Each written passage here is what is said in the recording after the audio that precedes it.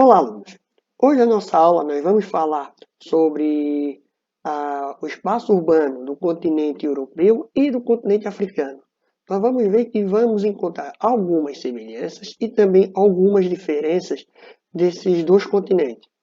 Lá na página 17 da apostila, nós vamos trabalhar o espaço urbano da América, o espaço urbano americano.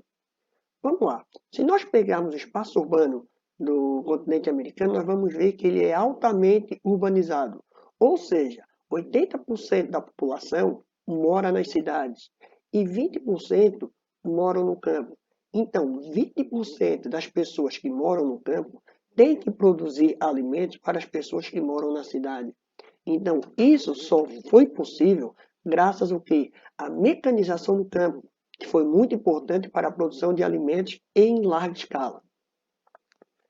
Na América anglo-saxônica, onde encontramos os Estados Unidos e o Canadá, as cidades, as principais, elas cresceram, os primeiros centros urbanos, próximo a rios e lagos.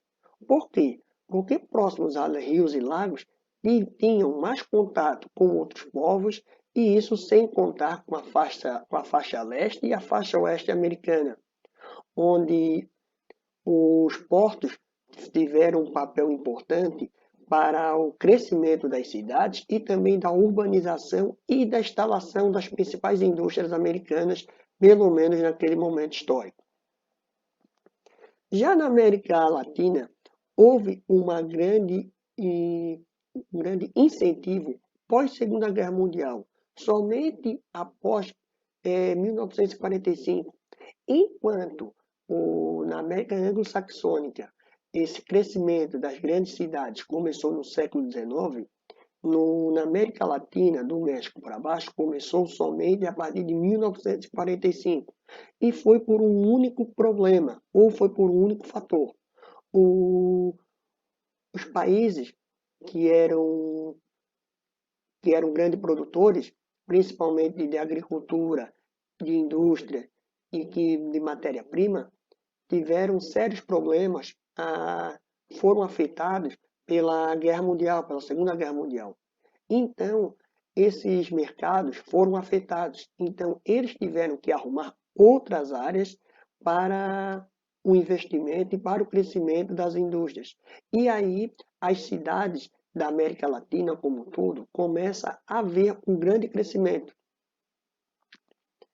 E os maiores polos industriais, principalmente na América Latina, estão próximos das principais cidades, ou próximos das principais metrópoles, como São Paulo, Buenos Aires, Montevidéu, que tem um apelo tanto econômico como social muito grande, fazendo com que a atração que a cidade tem pelas pessoas. Outro fato também bastante interessante, que na América Latina, o êxito rural, o deslocamento do homem do campo para a cidade, começa a partir da década de 60, 70. E na década de 80 ganha muita força. Ou seja, então é nesse momento que as principais cidades ou as principais metrópoles ganham destaque não só nacionalmente, como também no mundo todo. As áreas urbanas do continente americano, elas vão significar para o PIB, Produto Interno Bruto do país, 2/3. Ou seja, mais da metade que é produzida da riqueza dos países são produzida na cidade. Então, por isso que a cidade ela tem um apelo, ela tem uma importância muito grande. Mas, lembrando, cidade e campo andam junto, lado a lado.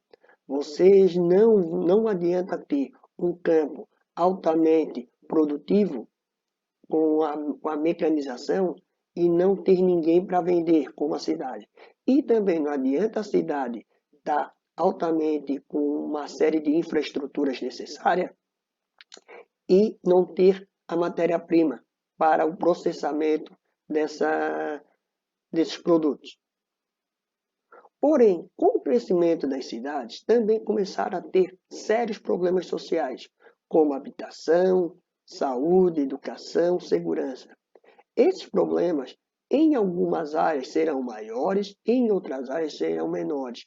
Porém, esse problema ele assola principalmente os países mais pobres, pois a população vai ter mais dificuldade para ter acesso a bens básicos para conseguir se desenvolver.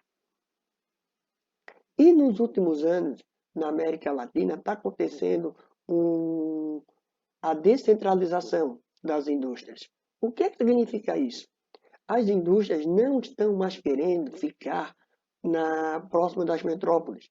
Estão buscando outras áreas onde elas vão ter incentivos fiscais e algumas infraestruturas.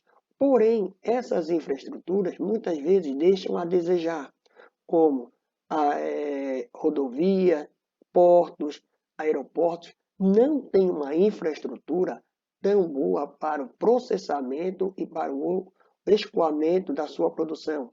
Então, é um processo lento, mas já está acontecendo de uma forma geral em toda a América Latina.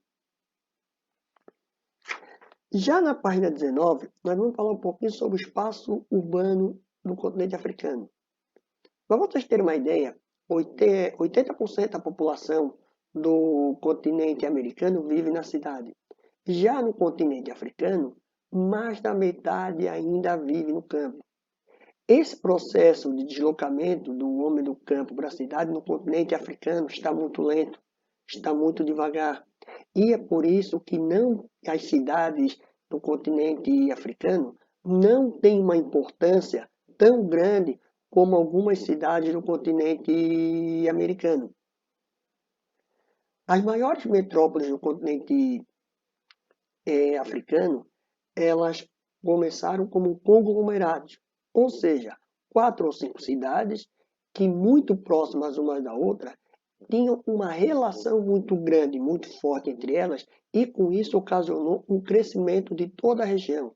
Isso é importante. Enquanto na América, uma cidade, exemplo, São Paulo, exercia toda a função econômica, social daquela região, nas cidades do continente africano, não foram somente uma, foram mais cidades. Isso começamos a notar que é de uma forma mais igualitária o crescimento entre elas. Já falar um pouquinho sobre o Egito, mais especificamente a cidade do Cairo.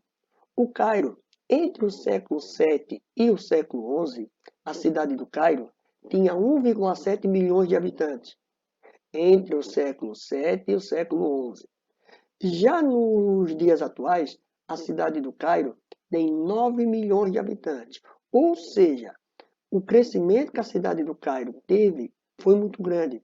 Mas por que o Cairo, ou o Egito, por assim, teve um crescimento tão grande em relação às outras cidades? Vamos lá. Se vocês olharem no mapa, o Egito ele fica na parte nordeste do continente africano e muito próximo do Oriente Médio e da Ásia.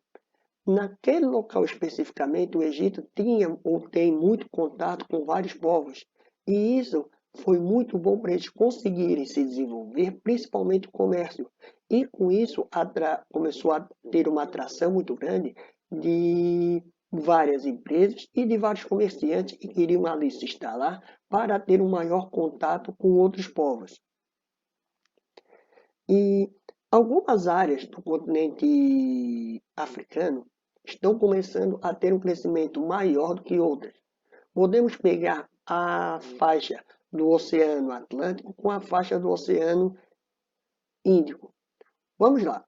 No Oceano Atlântico foi importante, ou ainda é importante, principalmente no período das grandes navegações e nos dias atuais também. Mas, porém, o crescimento daquela faixa do Oceano Atlântico já está no limite. Tudo que poderia ter o crescimento econômico, social e das cidades já estão quase no seu limite. Agora, a da faixa do Oceano Índico, não. Como está sendo uma novidade, como está tendo novas rotas, aquela parte do Oceano Índico está tendo um crescimento maior do que a área do continente atlântico. Porém, as duas partes estão em crescimento, porém, uma mais estagnada, crescendo pouco, já a outra está com crescimento mais alto. Alunos, estudem, façam as atividades, leiam a apostila. Qualquer dúvida, mande uma mensagem para o professor. Cuide-se e tchau!